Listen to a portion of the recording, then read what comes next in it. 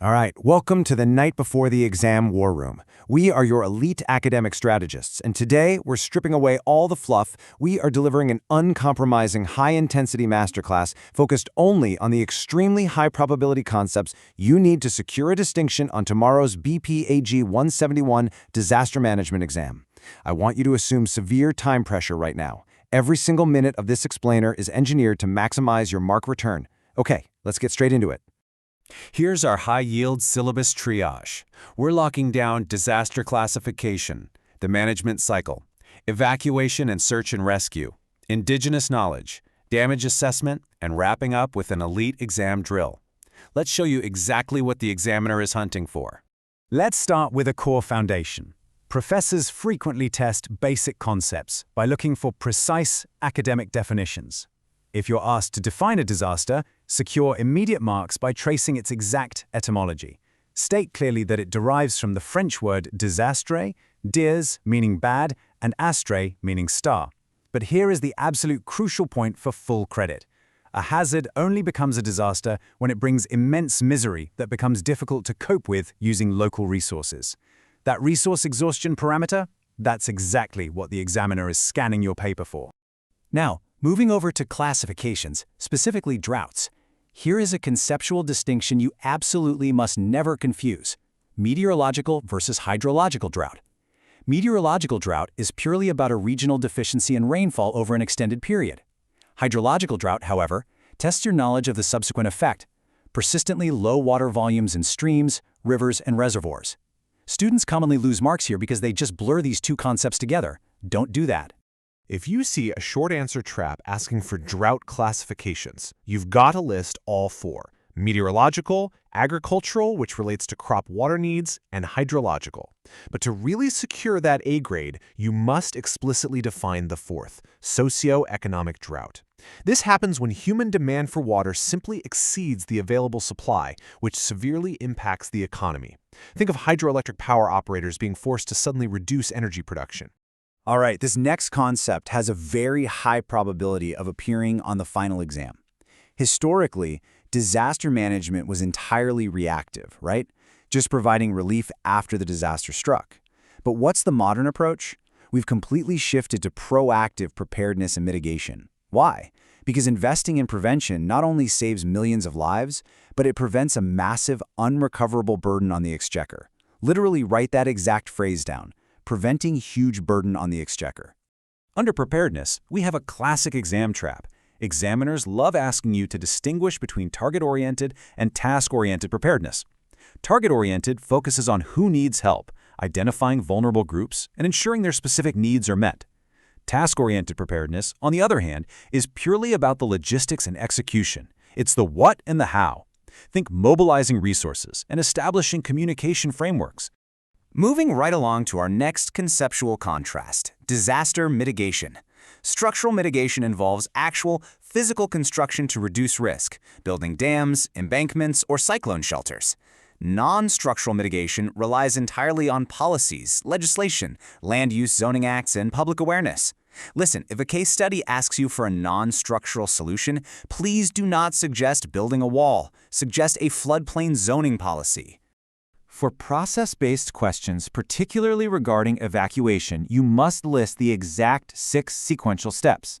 Determine the need, identify a relocation area, communicate with involved parties, pre-designate routes, verify routes periodically, and report the evacuation. Skipping step 5, verify routes periodically to ensure no bottlenecks are created during the chaos, is exactly where weak answers bleed points.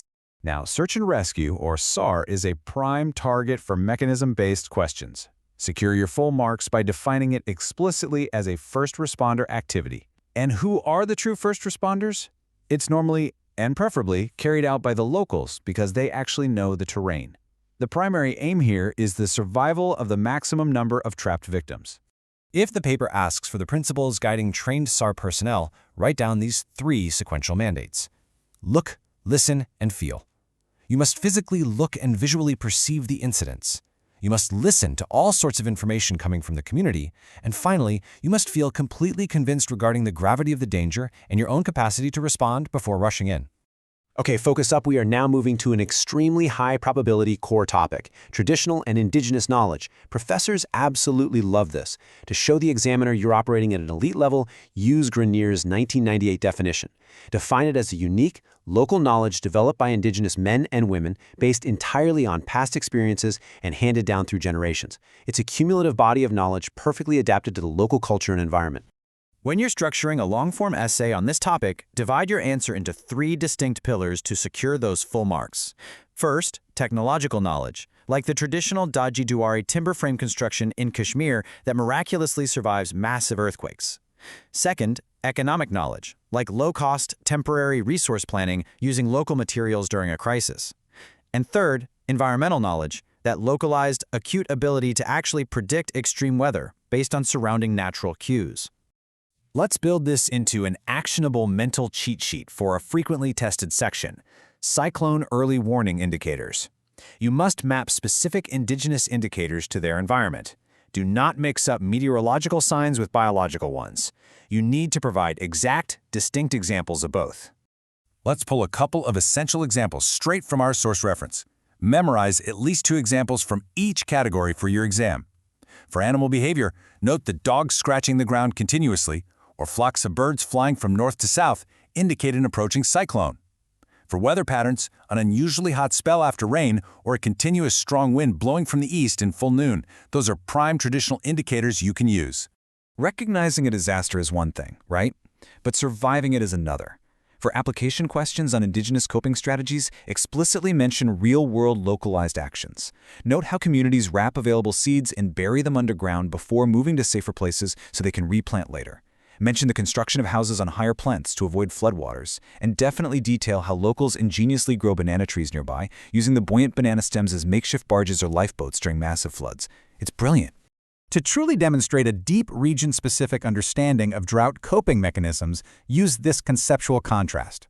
Contrast the nomadic Meldaris of Gujarat, who construct virdas, which are shallow wells in low depressions to harvest water, with the unique kundis of Rajasthan, which are huge, concrete saucer-like structures built on the landscape specifically designed to collect rainwater.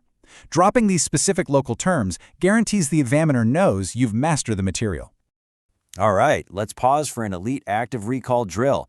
If a question asks for the framework and dimensions of a rapid damage assessment, how do you structure an answer that goes way beyond the obvious typical responses?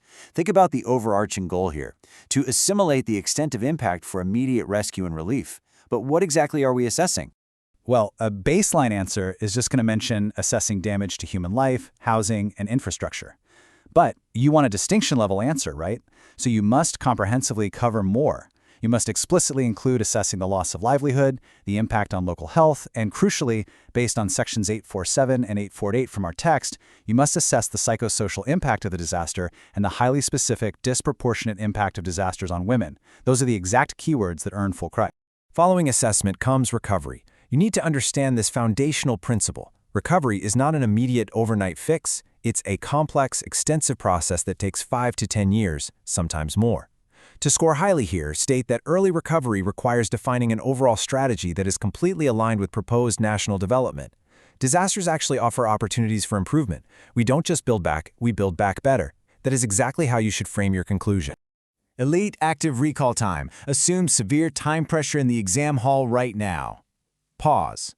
If this appeared as a 20-mark question, how would you structure a distinction-worthy answer? The prompt is, evaluate the relevance of indigenous knowledge in disaster risk reduction. This is a massive question. How do you construct your response for maximum marks without just rambling? Here is your ideal distinction-level answer structure. Follow this exact map. Start with Grenier's definition. Detail the 3 types: technological, economic, environmental, with examples like Daji Duwari.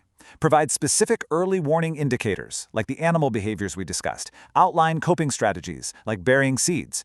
But the final, most crucial step that elevates your entire paper is linking this hyperlocal knowledge to global policy frameworks. And this, right here, is that link. The key word that separates a B from an A+ is the Sendai Framework for Disaster Risk Reduction. You must state that the SFDR explicitly mandates that we have to complement science-based, up-to-date risk information with traditional and indigenous practices. You do not replace science with tradition, you synthesize them. Writing this proves to the examiner you understand the macro-level policy. Here is the final examiner's trap on this topic. Students commonly fail to secure top marks because they write about traditional knowledge as if it's some static museum piece, just a thing of the past. You must actively argue that it is dynamic. It's continually influenced by internal creativity. It's based on innovation and adaptation, and it serves as the absolute ultimate entry point for people's participation at the grassroots level. As you enter the exam hall tomorrow, remember that true academic preparedness isn't just surface-level memorization, it's having these high-yield frameworks deeply embedded in your mind for instant recall. Remember your specific vocabulary: disastry, Kunduz, Sendai framework, socioeconomic drought. You now have the exact blueprint the examiners are looking for. The only question left is, tomorrow, will you merely react to the exam paper, or have you built the mitigation strategy to absolutely guarantee your distinction? Good luck.